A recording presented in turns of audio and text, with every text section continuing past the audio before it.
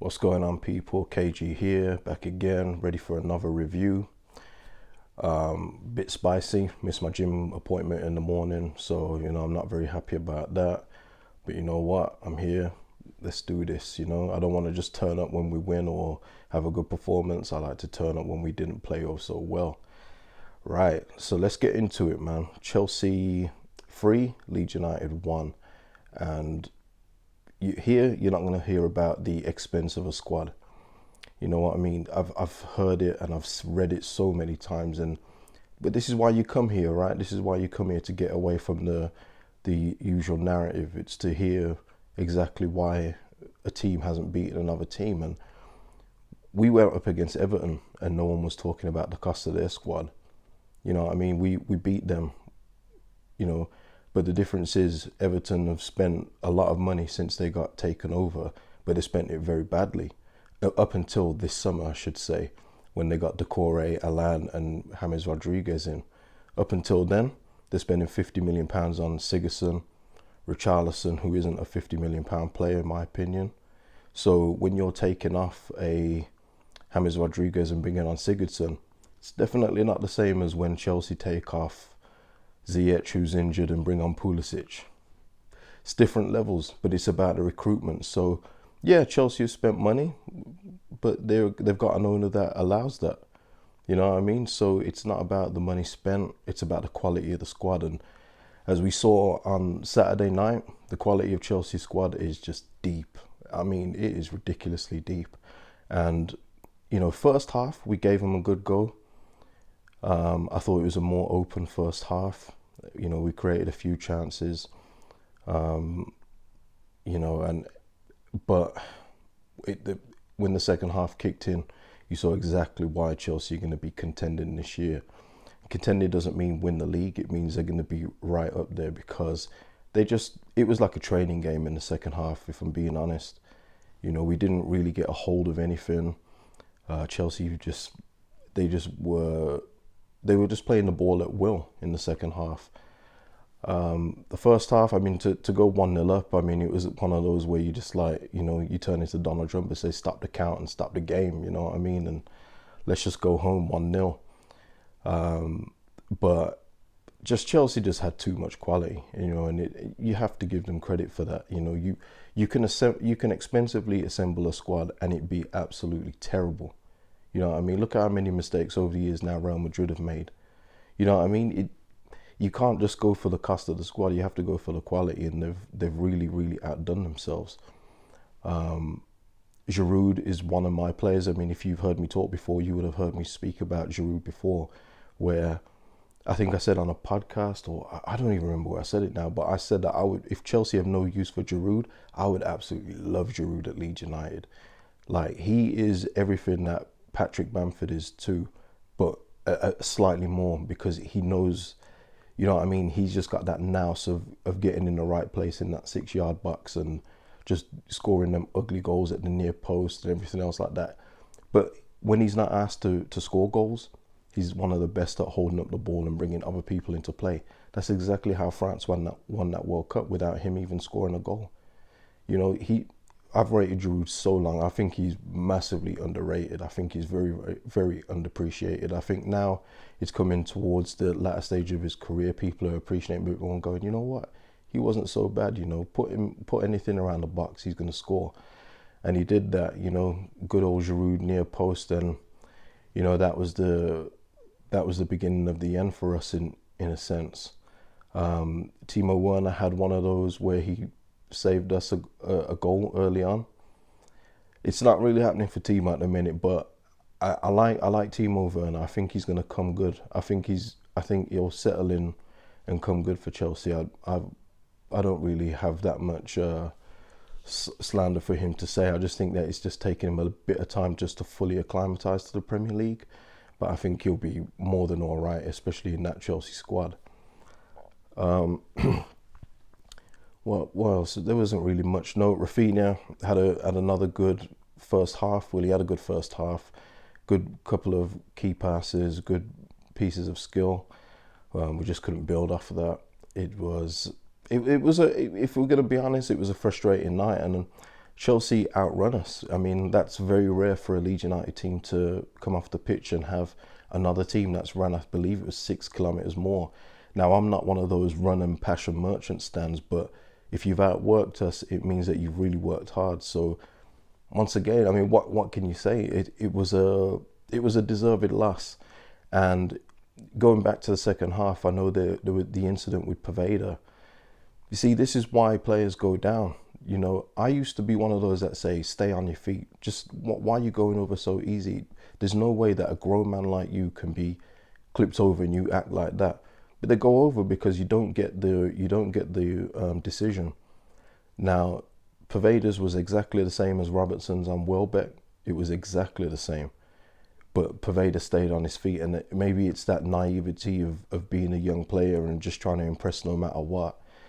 But if he had gone down, it would definitely have been a penalty. They would have had no choice because the precedent was set last week with Brighton and Liverpool. It was the exact same thing, kick of the foot. To me, that's not a penalty. If you talk about it in real terms, I think it's just a kick. But in this day and age where they give it, if you go down, it's a penalty. And it would have been the ultimate, let's take a point, you know, smash and grab point, because we wouldn't have deserved it. You know, it would have been 2-2. Maybe Chelsea would have scored another one. Who knows? But the fact is, it should have been a penalty. But this is why I don't mind when players go down. You have to, because VAR, it's not VAR, it's the people behind VAR. And they would have got so much credit. You know, referees, they're getting so much stick right now. If they had just gone to it and said, you know what, he's kicked his foot there, and although he hasn't gone down, that's a penalty, they would be getting so much praise right now. But again, they're on the receiving end of criticism because they just don't make the right decisions. You know, it's constant. I mean, we had what happened yesterday? It was in the West Brom Crystal Palace game, and Pereira got sent off for kicking out. Now, we had an incident in the Leeds United Wolves game where Raul Jimenez kicked out at Robin Koch. I mean, he really kicked out at him, but he missed. That should have been a red card because the intent was there. But yesterday, we saw Pereira get sent off for a little, I mean, it wasn't even much. You know, Van Harnold screamed, but it wasn't much, and he got sent off for it. It's the inconsistencies that drive fans and everybody else, you know, crazy. You know what I mean? They need to sort this out, you know. And this whole offside thing where you're not putting your flag up until the play's stopped dead is just ridiculous. I hope they get rid of that too. You know, there's just so many things where things can be improved, and just be consistent. That's all people are asking for, you know. And just think how much credit these referees would have had if they had blown up and given the penalty for that decision. But regardless, we got beaten soundly 3-1. Absolutely no complaints. Frank Lampard, I know a lot of Leeds fans hate Frank Lampard, and I'm not his biggest fan, but it's not because of the loss against Derby. That's just not how I roll. It's more of his personality, his entitled personality that I'm not really a fan of. But you have to say, when it comes to making decisions about his team, he's not scared to make a ruthless decision. And going on to, I saw some paper talk about possibly Tomori being available. Oh my God. If Tomori is available for Chelsea and they would be willing to ever do business with Leeds in this setting, with us back in the Premier League, man, I would take Tomori every day of the week. For me, Tomori is one of those defenders now that is your modern day centre back. Defends well, can bring the ball out easy. He's got a really good shot on him too. It just shows you as well the depth of Chelsea's squad that Tomori's not even getting a sniff there. You know what I mean? And you know, Tomori for me is someone I would love to see at Leeds United if that could ever happen. Make it happen. A couple words. I know I've said before about Liam Cooper. You know, being slow to adjust to this league. He's not the quickest. He's not the brightest when it comes to defending. But I thought he had a really good game on Saturday. You know, I think he really showed some quality. What I want to see now is him do that against West Ham and Newcastle. I want to see it more consistently before I think, you know what, this guy could probably take us to the next level after this season. Llorente came on for the injured Robin Koch. I thought he played, I think he was more than all right. You know what I mean? The thing is, you hear criticisms of ball playing centre backs and sweeper keepers like Meslier, and Meslier had another good game as well, made some really, really good saves, especially that double save. Shout out to our #1 goalkeeper. But just quickly back on Llorente, I saw a lot of comments online, and you know what I'm finding, man? People just repeat what commentators are saying, man, and that's the difference between knowing football and just being a sheep and copying what commentators say. Llorente's game was fine. Yes, there was a few misplaced passes, but you're going to get that when you're a ball playing centre back. You can have a 90% completion rate of passes if you're just going to play it back to your partner and up to a little. If you're trying to play a split through ball out to the wing, up front, the chances are you're going to lose one or two of those. But when it works, it looks great. So for me, Llorente wasn't a problem. It was a tough situation to get thrown in after being injured for so long. To be away at Chelsea, I'm sure Bielsa wouldn't have wanted that to be the case either. But I think all things considered, his debut was more than fine. Meslier, there was some criticism about his distribution a couple of times. The guy's 20 years old, and look how he's performed overall already. You're gonna get mistakes. You know what I mean? This is what I mean. People just love talking, and especially when it comes to Leeds United, man. They always look for the negative. They always look for the, oh yeah, they think they're this good, but then look at this. Listen, we don't say that we're as good as anything else. We know where we are. We're a newly promoted side, but of course there's going to be more eyes on Leeds United than West Brom and Fulham. Of course there is. It's just obvious. People expect a little bit more. We have Bielsa at the helm. It doesn't help when Bielsa's being nominated for all these awards, but we have to accept that. We'll accept that. But just remember that Meslier is a 20-year-old goalie, and he's kept a decent amount of clean sheets so far, and he's made some terrific saves. A misplaced pass here and there, he'll learn from it. It's cool. Don't sweat those things. You know what I mean? Just lay off the kid. Gotta say, Jack Harrison didn't have his best game, but we'll go again with Jack, man. Let's see what he can do in the next one. We had a really tough game against Chelsea. Next two coming up, West Ham and Newcastle at home, both winnable games. Although my West Ham mate thinks that, he's got a feeling they're going to win. That should be very interesting if we do a preview together. West Ham down. But, you're going to have games like this where it's not going to fall for you. What else was there? Oh, selection. Now, hold on.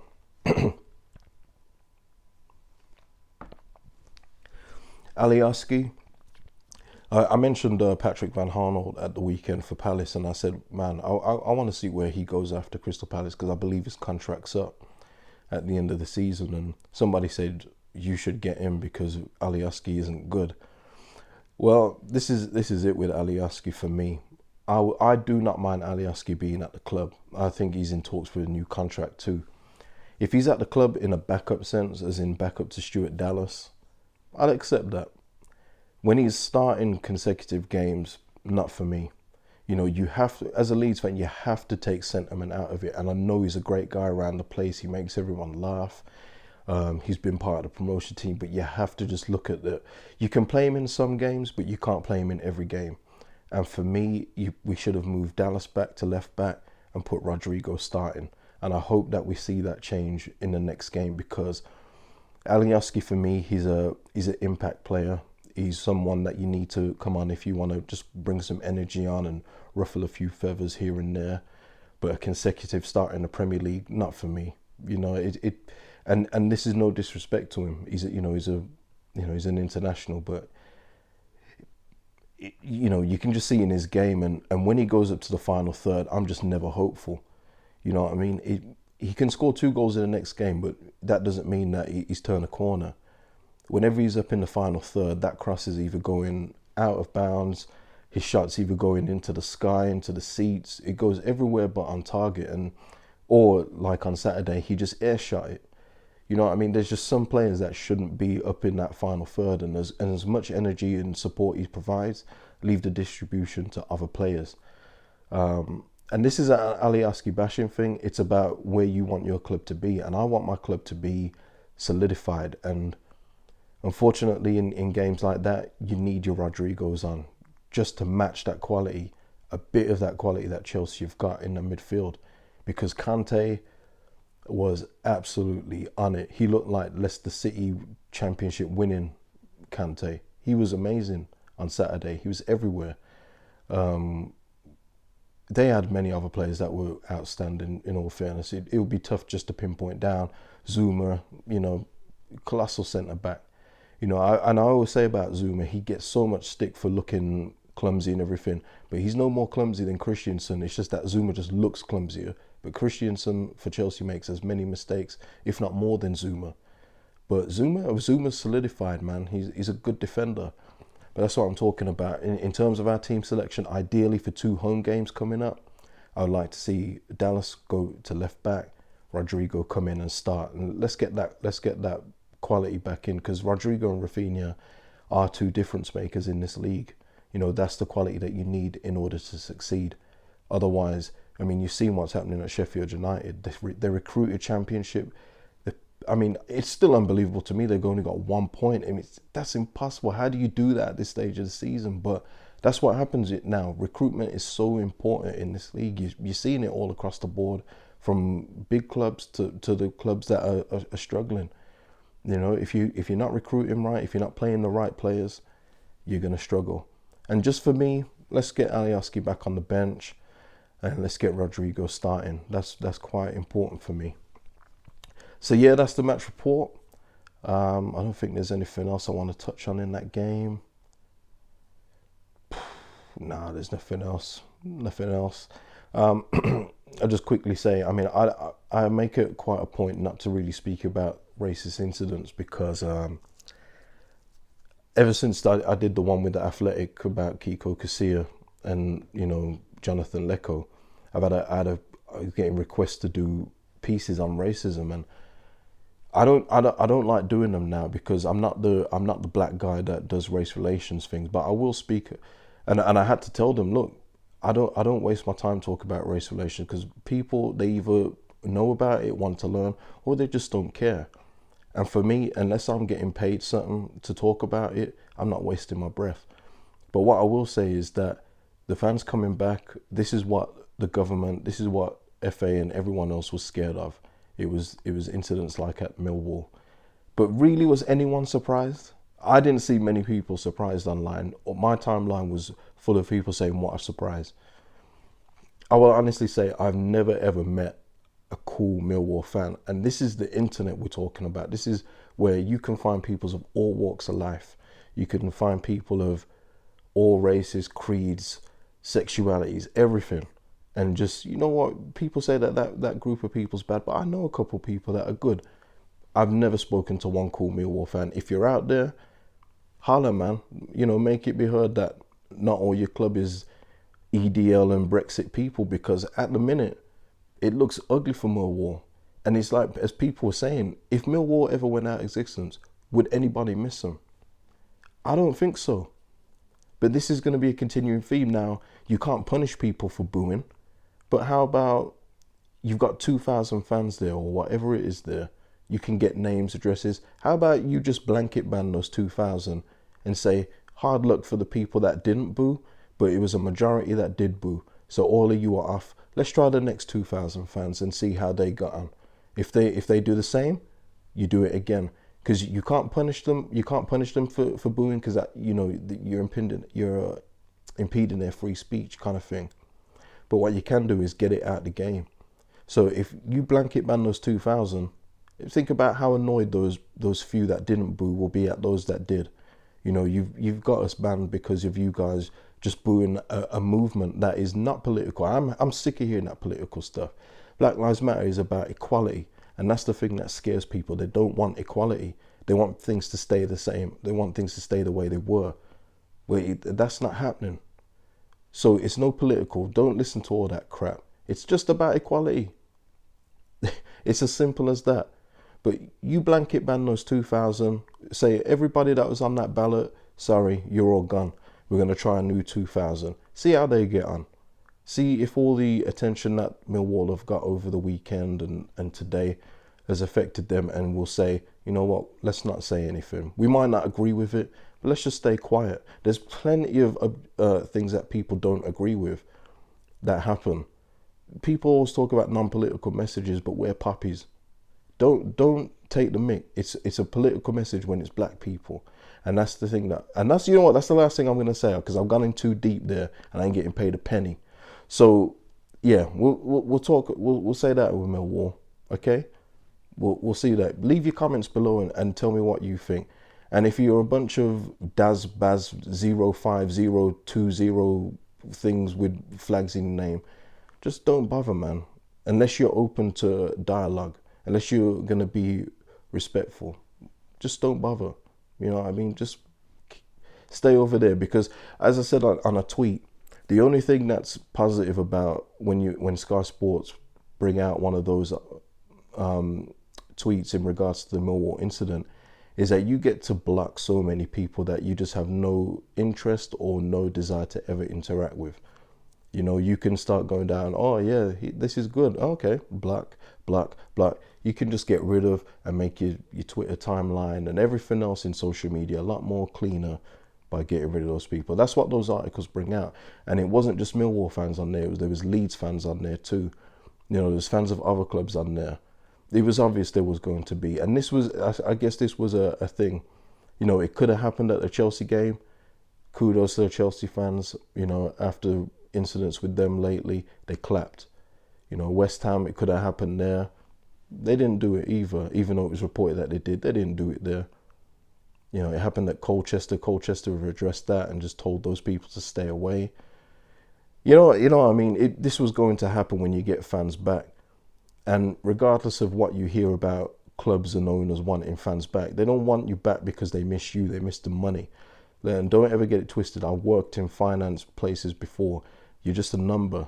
You're a customer number to these people. They just want you back for your money. If they could honestly play the game without fans and still get the revenue that they do, they'd do it. I promise you that. So just be careful when you're going back to the games, man. Just think, oh man, this is great to be back at football. Let me enjoy the game. Never mind any of the stuff before. If I don't agree with the Black Lives Matter kneeling, let me just stay quiet. You know, stay quiet. We do it plenty of times for certain things that you guys celebrate. You know. But yeah, we'll leave it there. You know, if you like, subscribe, all that good stuff. Leave a comment below on your thoughts about the Chelsea Leeds game. All that good stuff, man. I'll be back with Rants and Bants later today. I think we're on at 7. I'm sure we'll get into all that. Apparently he's turned heel Randy Orton now, so I'm guessing he's on a new persona now where he's going to be talking about Man United winning the league. Yeah, all right, we'll brace ourselves. All right, peace. Don't forget to like and subscribe.